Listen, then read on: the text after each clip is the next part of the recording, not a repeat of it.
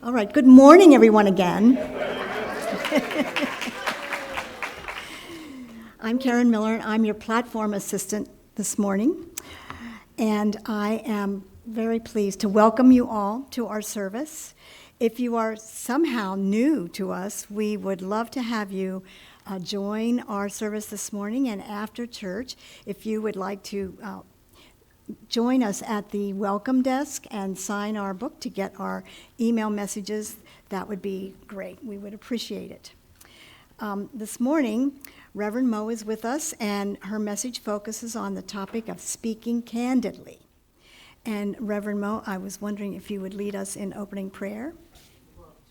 If you're comfortable, close your outer eyes and just allow yourself to be in this space, our connected space. So we know that silence stills the mind so that we can hear the still small voice of God. So as we open today's service, we take a nice deep breath. Many of us find ourselves breathing just because we're supposed to, but here we're going to take a breath and feel that breath going in.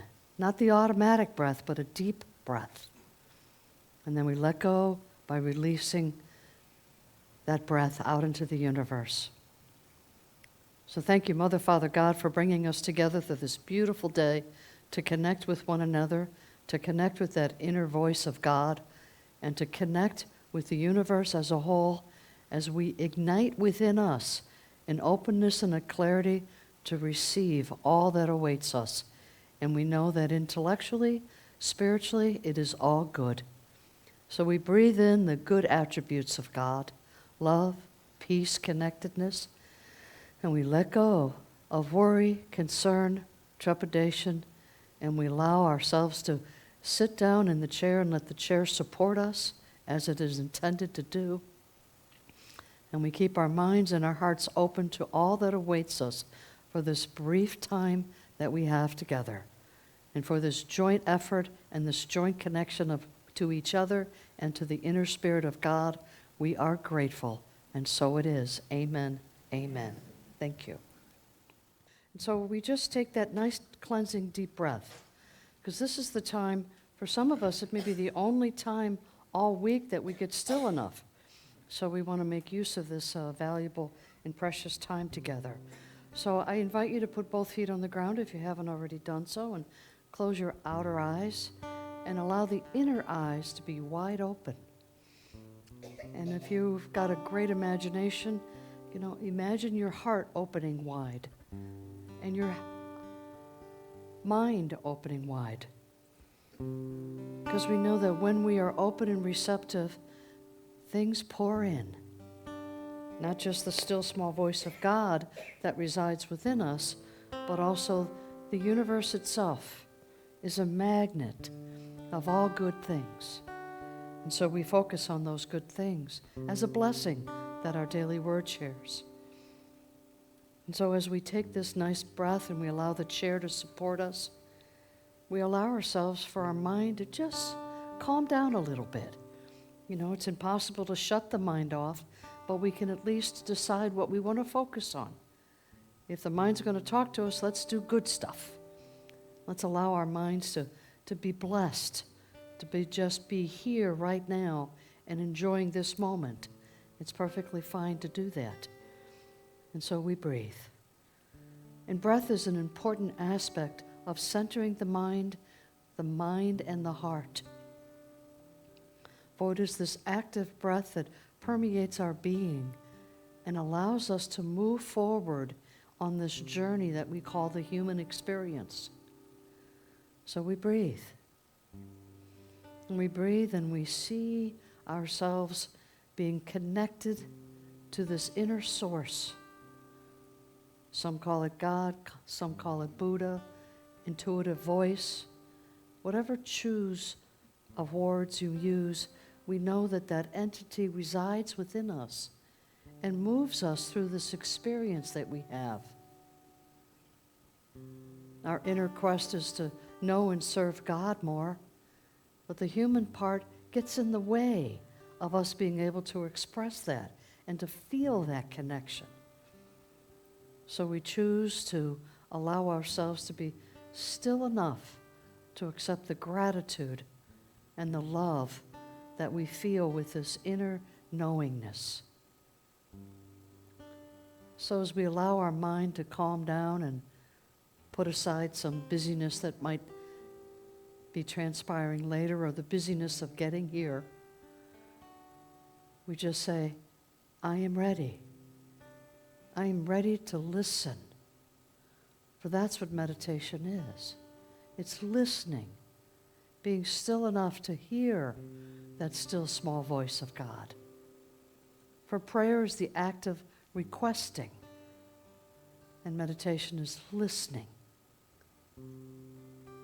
For as we strive for the divine order of our lives and the guidance that we seek, we steady ourselves enough so that we can be guided. Sometimes being right is more important than allowing things to just unfold. Divine order is one of our spiritual faculties. Divine order is letting go of the perceived outcome and embracing the unknown, knowing it leads us to our highest and best possible outcome. So we take this time to just be still, and we open our ears to hear that beautiful voice within us that wants to be heard, that intuitive nature within us that wants to guide us in paths unknown but sacred and filled with faith, love, and joy. So we get still. We allow our minds to float as we embrace the connection with God. So let us go into this place of silence for a brief moment as we listen to the intuitive knowingness of God that resides within each of us.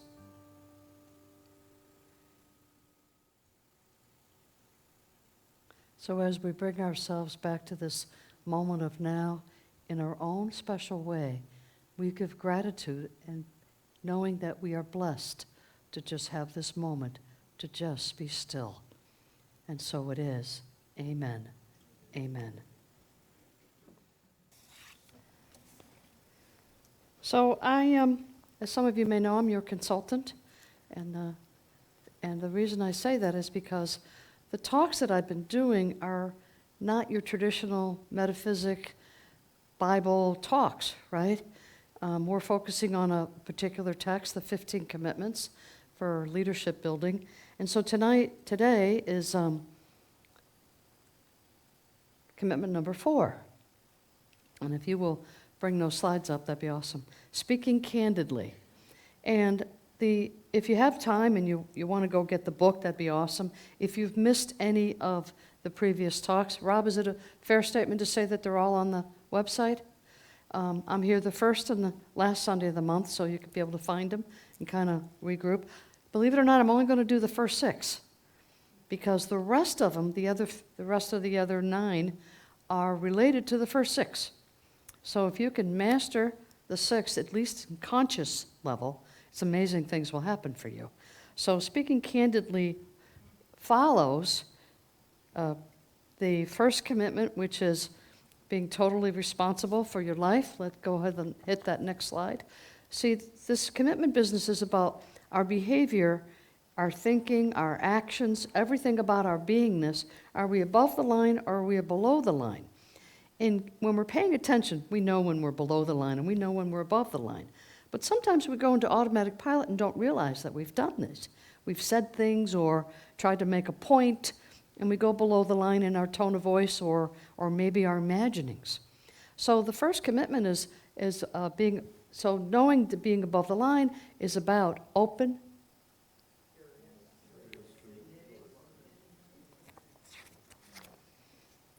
curious, committed to learning. Easy things. If we are curious as to why something is happening or being, we become open and we learn from it. We learn from it. And below the line is closed. I can't read that. Yeah, defensive, committed to being right. Boy, don't we want to be right. I know I do. I thrive on it.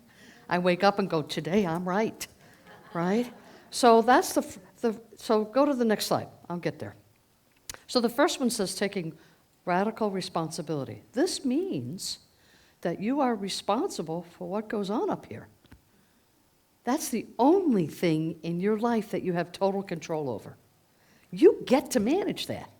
And what happens in our behavior, our verbiage, our language is the result of what we've been thinking, right? So if you're thinking below the line and we demonstrate below the line, there might be some work needed to be done, right? Because I believe that we are here to love and serve God more. And how do we do that when we're closed-minded? How do we hear that quiet voice of God when we are busy going, I'm right, I don't need to hear this crap, right? So it's our responsibility to shift from that, but we are responsible for everything that happens. Now, I get some flack from some of my colleagues about this because there's this, and I'm not saying I'm right, but this is my philosophy, okay? So I'm not here to prove somebody else's philosophy is right, wrong, or indifferent. My thinking is that I am totally responsible for everything that occurs in my life, including where my car is parked, including what I had for breakfast, how I interacted with the news. It's all on me. I'm responsible for that. And one of the commitments, one of the learnings and teachings of unity is that what we give our attention to grows, right? So if our thoughts are on all this negative stuff, then we get to see more negative stuff and we get to be right, the universe sucks, right? Because I can prove it. You know, have you seen this, you know? And so we're taking responsibility for that. The second commitment, please, Bob. It's like, she called my name. Learning through curiosity. What can I learn from this? Because when we fall below the line and we realize, oh, I just thought some really bad thoughts about my neighbor, right? And you recognize it. You got it. Nothing happened. You didn't, call the police or anything, but you recognize these thoughts about your neighbor. And you have to ask yourself, you get to ask yourself, what can I learn from this? Why am I so anxious about this situation? Because if we take total responsibility for it, then we're responsible for our behavior as the result of our thinking. You see? And the third commitment is feeling all feelings. I'm unaware of how I feel. We go on automatic pilot. Can you name your feelings? Sad, angry, joyful, creative, curious? Can you put a label on it because you're responsible for that? You see, so they're all in order to how it comes about. And then we have this fourth commitment today, which is the candor commitment. What? I mean, I'll let it speak for itself. So we all know not to lie, right? Is there anybody that doesn't know that? Okay, good. Next slide, Rob. We're going to show a video about what candor is all about. Go for it. Candor. Are you revealing or concealing? Brought to you by the Conscious Leadership Group. Find them on the web at www.conscious.is. Unconscious leaders conceal relevant facts, opinions, beliefs, judgments, and feelings about issues and the people involved in the issues. Withholding happens because down deep, leaders are afraid. They may be afraid that if they really said everything they have to say, one or more of the following would occur. They would look and sound selfish. They would lose the ability to control the outcome and the people involved.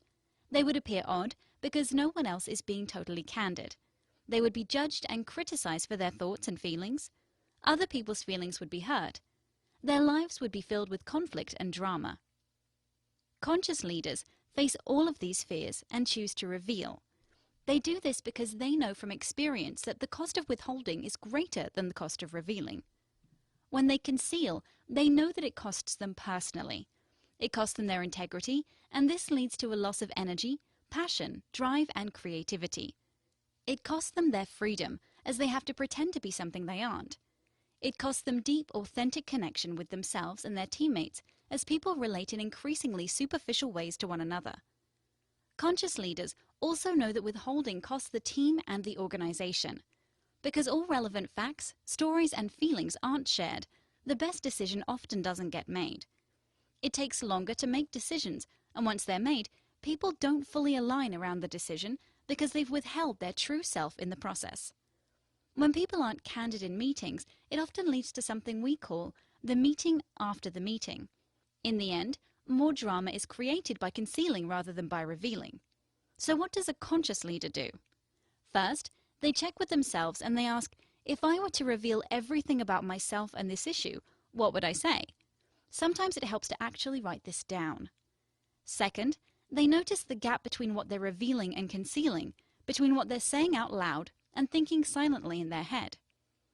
Third, they welcome their fears and get curious about what they can learn from them by asking, if I were to fully reveal, what would I be afraid of? This fear is usually coming from a desire to control.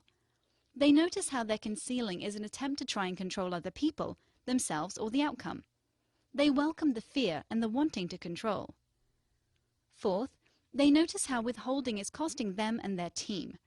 The cost of not being candid must be greater than the fear of losing control, or they'll keep concealing. Finally, they ask themselves, am I willing to reveal? Yes or no? Try this for yourself. If your answer is yes, then reveal yourself by doing the following. 1.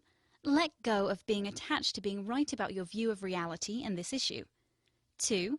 Reveal yourself for the purpose of being known, rather than to win an argument or make a point. 3. Speak your truth with an open heart. Being candid isn't being blunt, aggressive, bullying, or toxic. Once you decide what your truth is, ask yourself, what is the most loving, kind, and respectful way for me to say this? Conscious leaders choose to reveal. So, are you revealing or concealing? You get to think about this. I'm reminded of this Pina Colada song where he answers the newspaper ad and finds out that it's his own girl, right? And at first you're like, I can't believe he's going to step out of the relationship. You know, we're making all these judgments. And then we're like, oh, cool. Well, what was going on there? Somebody was not revealing. They were concealing things between each other.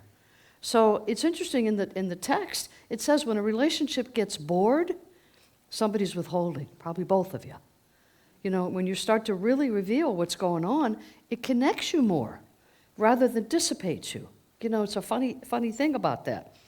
I'm reminded, my spouse was an IT person, and she came home from work one night and she said, well, you won't believe they just gave me this other guy's total responsibility. The man left, found another job, and she now had to do everything that he was doing, plus her job. And of course, it caused a little bit of anxiety. And of course, I said, you told your boss that was a little bit much, right? She said, no. So right away, there's resentment, right? Because she didn't reveal it. Now, it might not have changed the results. She might still have to do it, but she withheld. So as time went on, one of the things that the individual that she replaced, they would do what they call startups, which was, you know, you write an IT software package and there'd be a startup to make sure everything worked. And it was in these startups that all hell could break loose, and they happened at 2 a.m, you fix it, and then by the time the sun rises and the client's happy, you know, this big picture. So she had discovered that this individual repeatedly withheld information on the startups so that he would be needed. Interesting. So when she took on the projects, she knew a startup was coming, and she would really look at the fine print and find things missing, resolve it, you know, do her job, and then the startup would happen with no hiccups. All the hiccups went away. And it wasn't that she was doing a good job, although ultimately that's what happened, but this other individual needed to be needed more than what was best for the organization. Does that make sense?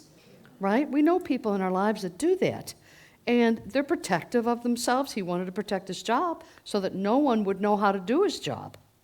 So he became an invaluable asset. And he came to the rescue all the time. The drama triangle. He became the hero. He was also the villain. He was also the victim. He was all three. And he got bonuses for solving the problem. So he was rewarded for withholding, because the company didn't know he was withholding until my spouse started taking over the job and there were no hiccups. Amazing, right? So that's how it impacts, and it takes away our energy. It takes away our life force when we don't tell the truth. So, telling the truth and don't lie, we know this. We've all been taught this. How many of us would say, did you take the candy bar? No, I didn't take the candy bar. It was actually given to him. But we didn't reveal that, did we? We kept that part out. We learned at an early age it's best not to tell all the truth because we'll get in trouble, right? Be in the corner with your nose up against the wall, all that goodness. So we learned at an early age to just only answer what, keep it simple, right? So here, we're adults being totally responsible for what goes on in our lives, right? Now we're being asked to tell the truth. What? How much do I reveal? All of it?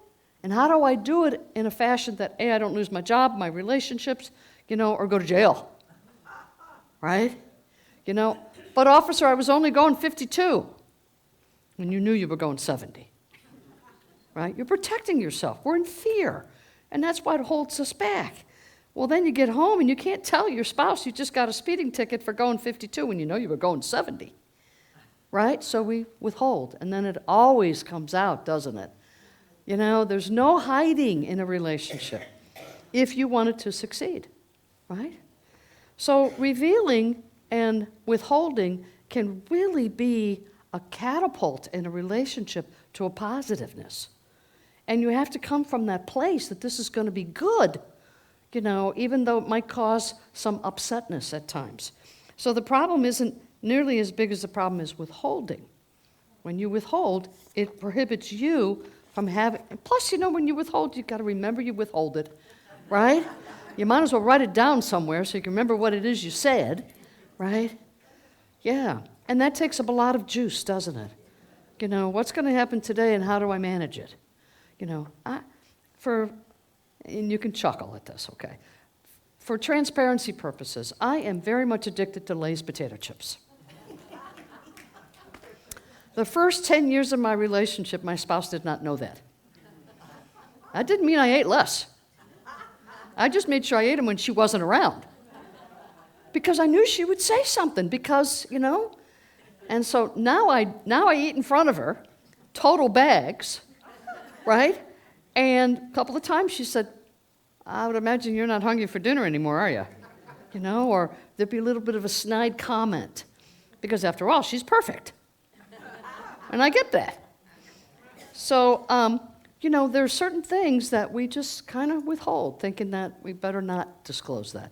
And I know that eating that full bag of potato chips could be below the line.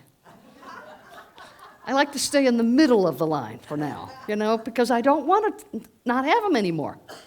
I don't want to tell myself I'm not going to have them anymore because I'm going to fail. You see? So and it takes energy from me. I can't wait to go home. I'm getting a bag of chips. Right? So we reveal or we withhold. Next slide. I want to talk a little bit about what does withholding look like. Now, we have an understanding of what the word means, but it's refraining from revealing everything by everything we mean facts, thoughts, beliefs, opinions, judgments, feelings, sensations. When's the last time that you actually shared with another person that you're feeling sad? It's not okay to do that. We're supposed to, got to take care of that. Why are you talking like that? When then we start to use unity malpractice principles. What do you mean you got a runny nose? What's the matter with you? If you're living the truth principles, you wouldn't have a runny nose. What's going on? And we judge people, don't we? We start to make judgments versus being compassionate for somebody going through whatever. You're not the metaphysical police. I don't know if you know that or not. Those of you that have been around a while, you know what that looks like. Yeah. Instead, oh my gosh, how can I help you? Would you like a tissue? Very different than, what do you mean your nose is running again? Right? Yeah. So judgments and feelings and sensations are a tough one. We're in a political climate now that it's not okay. It's not okay to share who and what you're thinking and feeling without the other party getting all bent out of shape. We've divided ourselves. And revealing is what we've been holding back. We don't want to share how we really feel. Someone will be mad. Am I right? Yes. right? And it's tough. It's like we've given ourselves permission as a society to withhold, And that doesn't mean blasting somebody else for their beliefs, right? Because that is not what we're talking about. We're talking about you sharing how you really feel in a healthy way, hence the word candor. How do we do this where the other party doesn't feel diminished or feels wrong because they have a different thought or feeling, right? We're all in this together. This experience of trying to get it together and have a relationship with God that's a positive one, that we're not blasting God up in the sky going, you did this to me, business, because that's not what the first commitment says. If we're taking total responsibility, guess what? God's not the problem. I hate to tell you that. No, I love to tell you that, right? Because God isn't the problem. But we've been taught to blame others for what happens in our lives. And it isn't about anybody else. We create serious problems if we don't get honest, first with ourselves, and then share that with another human being. That's why therapy is so effective. The therapist sits there and go, tell me more. Yeah, how do you make that feel? Right, because we have an expression, an outlet, where we know we're not going to be judged or criticized. But wouldn't it be nice if you had that with your significant other, your neighbors, your church leaders, yourself? I heard something the other day and I went, oh my God, that's true. If every one of you here, just as a random, 65 of you or something, if each one of you were to give just 5% of your income to the source of your spiritual growth, i.e. Unity of Palm Harbor, we wouldn't have any financial issues at all. We can do anything we want. Now, I'm not blaming. That's not it. I'm saying that there's a responsibility for the ministry to stay active while you continue to contribute. Does that make sense? You see, so some people, and I don't know who you are, some people sit in their chair every Sunday and never give a dime. Why? They're receiving something. You don't go to the Taco Bell line and get a free Coke. Got to pay for it, right? We all know this. So we're withholding. Why are you here if you're not going to financially support the ministry? Please, God, next week don't have only 30 of you here, because 30 of you leave, because all are welcome here, right? Until they smell funny, or look funny, So we have this open door policy, and we want to continue that policy. We want to continue to embrace anyone and everyone who's ever come in the door. Is there anybody here for the first time today? What are you doing sitting way back there? See how I called her out? Not good. Not good. You don't do that. She's like, well, I'm never coming back here, right? Or she's going to say, thank God they recognized me. I don't know, right? Thank you for being here.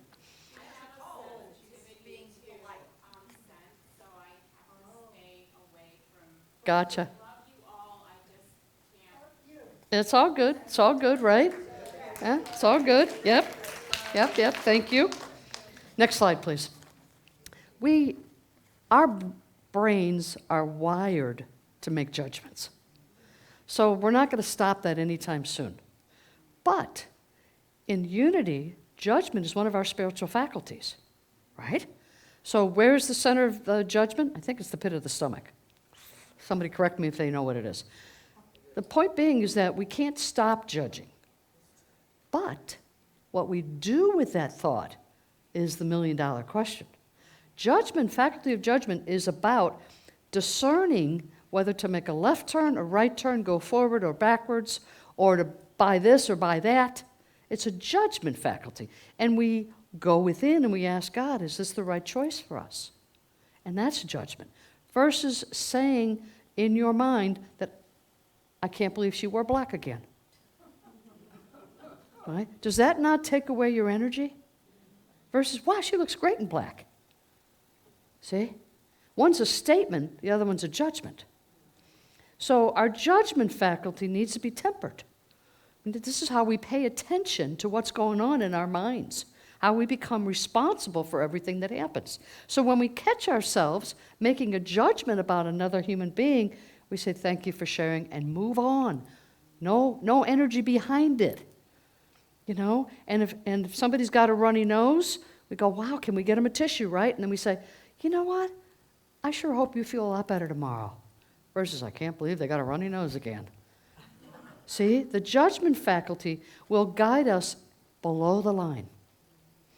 And we can use the judgment faculty to be above the line as we explore what's best for us.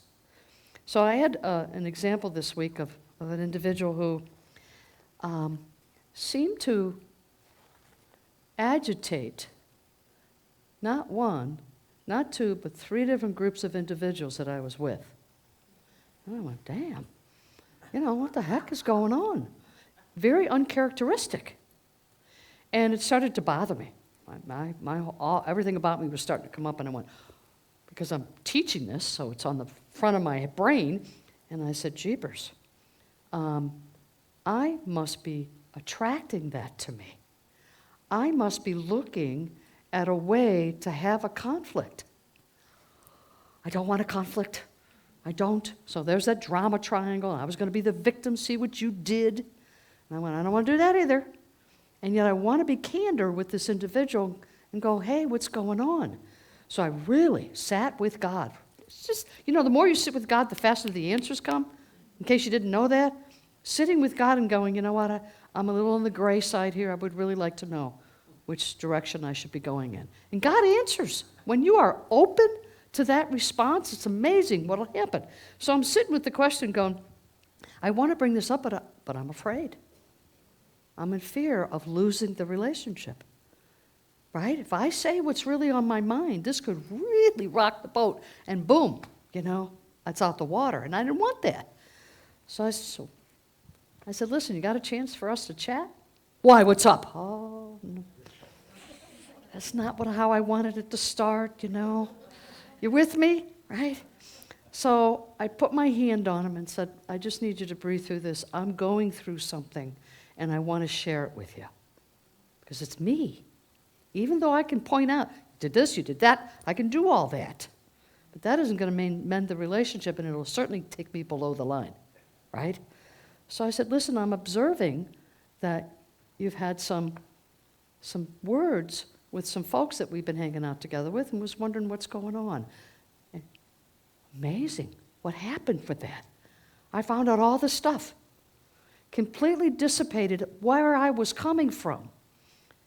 This was something that was affecting her, and she needed that outlet. She was stuck in the 3rd commitment about sharing her feelings. She couldn't put words to her feelings. And so when she knew I wasn't going to judge or criticize or condemn, this whole thing opened up. And I had compassion then. I understood where that person was coming from. Even though it was my thoughts, it was how I was reacting to that. I could then react a little differently now. There was some revealing going on. It was a beautiful moment for me. And I went, damn, God's good. And I'm like, I got to do this more often. Just speak through it. Because it strengthens the purpose between 2 adults when that happens. It's a beautiful thing. So I would encourage you to, what's in it that I'm experiencing this? Versus we go into this blame. You did this to me. If we stay in the 1st commitment, taking full responsibility, I'm responsible for how I react to that person. You see? And I was reacting in a negative context. So when we judge, we'd rather be right rather than simply allowing ourselves to explore more. You see, because I felt sad that this person was going through something that was bothering them, right? And so what I was able to reveal about myself is that I was judging. I was judging this person. And I have no right to do that. It's not in my billywhack, right? So it strengthened our relationship to find out what was going on the other side. And I was willing to not be right. Because you see, if I had not done that, decided to go, well, they're probably just going through their crap, it's okay, and let it go, right? No, we never let it go. We don't let it go. Wouldn't that be nice if we could just say, no, I'm letting it go? No, I have a laundry list. I've got 3 examples, and I'm going to find 4, 5, 6, 7, and blow the relationship out because I wasn't willing to listen and to observe. Because we have lists. And when our mind looks at something negative, we will see it and see it and see it, because I will be gosh darn if I'm not going to be right. This person's got a problem. And that's control. We're trying to control. And part of it is our own insecurities, right? If I didn't feel secure in me being able to approach this question, the relationship would be gone anyway. You see, here's the thing that we forget. The relationship is weakened when you don't reveal. And it continues to weaken and weaken until you realize you haven't talked to that person in a month, when you used to talk to them every day. You don't want to talk to them because they might, and we project and we judge and we create this whole dynamic that isn't based on facts at all. Because what we give our attention to grows. What we decide we want to see, because we want to be right, we get to see it over and over and over again. And we get to live in our rightness. And while we're living in being right, guess what's not happening? God. God's like, nobody home. You know? Tapping on the door and there's nobody home. And that's why it's so important that we go, okay, I'm seeing this in another individual. I don't like what I see. Well, what has that got to do with me? What is it revealing to me for me to take a look at? What has to happen within me? And then you ask God for help. Amazing things. Next slide, please. Reveal or conceal. You get to choose. And we're choosing all the time. All the time we're choosing. We withhold, then we withdraw from the relationship, and then we project our crap on them. You know, you did this, you did that, and I don't want to, and we've all been there, right? But if we're above the line, we reveal, connect, and own what's going on. It's not about making the other person change. It's about us changing within the relationship. Now, I'm not saying that you put up with a lot of crap and, get to be browbeat. No. If the relationship isn't going in the direction and neither of you are being honest, or one of you is not being honest, it's okay to sever the relationship. It's not going where you need it to be. But it doesn't mean we hang out with only the people that think the same way we do, right? How many of us do that? Hang out only with the circle of friends that we can reveal what we really want to say, versus being someplace where that's not acceptable, right? And the political discord, I'm not here to talk about politics, but we know that the country's divided. We get that. So what's your role in that division? What's your role? What are you doing to continue the divide? I make a personal policy to not read the news before church. Changes everything for me. And this morning, I'm ready to roll. I'm just about dressed, ready to roll. Did you read the news? No. I said, all right, tell me the news. And I had to sit with that going, thank God no one was hurt. Right? That's the right response. That's above the line. Right? Because a whole lot of other responses could have been done. So we reveal, connect, and own what it is we're saying, feeling, and seeing about another human being. Because the more we do that, the more our heart and our minds are open to the voice of God within us, guiding us through this discord, through this experience. Because your life will be enhanced when you don't have to wake up every morning going, oh my God, what did I do that? Why did I do that? Or go to bed with that thought. Well, it'd be nice to go to bed going, I had a great day. Right? Instead, some of us go to bed with, and I got to get up to this in the morning. Yeah. I've never been there, but I've heard other people do that. So. Next slide, Rob. Thanks. So this is the affirmation, because the commitments are about by me, responsibility, and what happens to me when I don't take responsibility. You see, because we get to choose. So let's do this together. I commit to saying what is true for me. I commit to being a person to whom others can express themselves with candor. Or, to me, I say, I commit to withholding my truth, facts, feelings, things I imagine, and speaking in a way that allows me to try to manipulate the outcome. The moment you want to manipulate the outcome, you're in that realm, and you need to shift. I know the outcome here. I don't need any guidance. I don't need you to tell me what to do. Yeah, okay, have a good day at that. Right? And I'll share one last real quick story. I love RVing, and we're going out tomorrow afternoon just for a short trip to someplace. And Mo, the RV won't start. So I immediately look at a triangle and go, okay, drama. Which one do I want to be? And I said, I think I'll be the hero here. And I went, uh-oh, this could be tough. Because my partner is clear on what's going to happen. The decision has been made, and she's trying to be polite and asking my opinion, but has no interest in what my opinion is. Anybody been there? And I sense it, feel it, and go, all right, I'm living this crap. Let me figure out how I can be candor with her. How do I do that? And still, stay above par. So I said, okay, what do you got? Well, I'm going to have to get it, I have to call somebody and get it towed. I said, can we get it jumped? I don't know, blah, blah, blah, blah. And I went, well, we have cables. We've got 25-foot cables in the RV. Where in the RV? And I went, oops. And I said, do you want me to come? And, nope. Because if I come, she's lost control of the situation. She wants to be the hero. And I want to be the hero. Now we have a conflict, right? Both of us can't be heroes. And I said, in my loving way, so I guess we're not going RVing Monday. Oh, you have to go there, don't you? Oh, no, for God's sakes. And the battle continues.